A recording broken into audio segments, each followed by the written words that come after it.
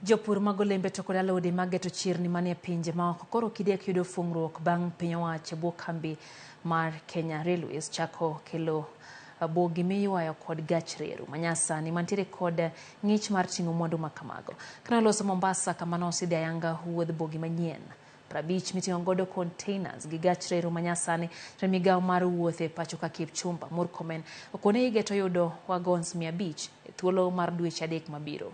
E kinde 500 go 20 kuomgi koni biro bedo mago mating'o abiria mabende biro bedo kod bogi 6 mageto ting'o jowuoth modak kod ng'ol. Murkomen noten gi jatatije kambi mar Kenya Railways Philip Maingi kachiel kod jatatije e wath Mombasa William Ruto makoni mwandu sani kawo thuolo mar seche 5 kowuok Mombasa nyaka Nairobi gi gach reru kopogore gi wuoth apaya makawo seche 16. Support our horticulture, our flowers, our fruits by sea to make sure that we conform to the customer preference in other countries in the world and continue remaining competitive when it comes to export of horticulture. And therefore, you will be seeing from Naivasha when finally we bring the full wagons of 500, the refrigerated ones will carry our goods by rail.